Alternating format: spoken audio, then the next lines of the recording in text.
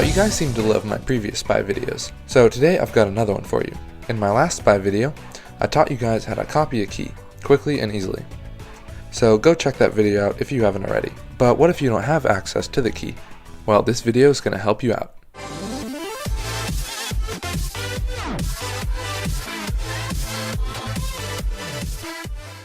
Now, this method is going to require more skill than just copying the key. For this to work, we need to understand how locks work. So if you're interested in this, I recommend getting a clear lock like this one to practice on. I'll put a link in the description. They're only like 10 bucks. So I think it's worth it. Alright, so for those of you who don't know, locks open when the barrel turns, like this.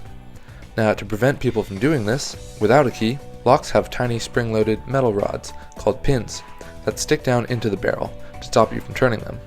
Now, these pins are all different length and correspond to different grooves in the key. When the key is put into the lock, all the pins become level with the barrel, which allows it to turn and the lock will open. But, just like we have seen in every spy movie, you don't need a key to open a lock. The most common way is to pick the lock.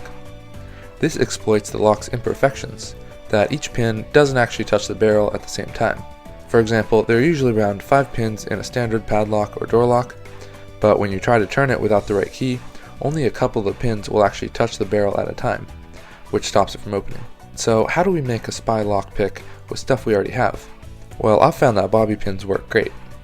Grab 2 of them and break one off right at the end of the bend like this to make a nice L shape. Now take the other and remove the end plastic if there is any, and straighten it out and bend it just about 50 degrees upwards like this. Alright, we now have our lockpick and tension wrench. I also attached some string to the back of the 2 tools and hid them inside a pen. Now I can bring them anywhere and they won't drop out when I'm trying to pick a lock. To pick a lock, insert the L-shaped tool, the tension wrench, into the bottom of the lock like this. Now apply steady, light pressure to it. That's why I like bobby pins, because they are wide enough and strong enough not to twist around in the lock when you put a little pressure on them. Now, while keeping constant tension on the wrench, slide in your other tool, the pick. You can feel how the pins move by making slight upward motions with your hand. The goal is to find a pin that is stiff, then push upwards on it until you hear a click, and the lock will turn very slightly.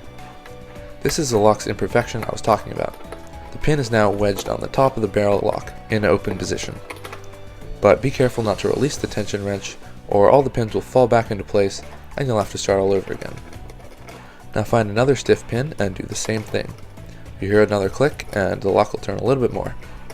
Repeat this process until you get to the last pin. When you finally push this pin up, the lock will pop open. But sometimes spies have to think on their feet. So what if you're in a situation where you didn't bring your lockpick tool, but you still gotta get in? Well, a pick and tension wrench can be made from most anything thin and wiry. You just gotta be a little creative.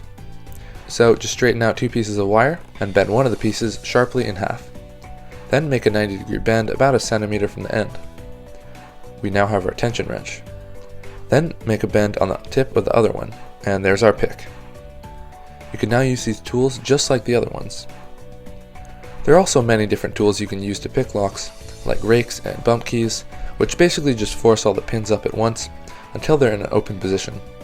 So if you are interested in those, look them up or leave a comment letting me know if you want me to make another video about this.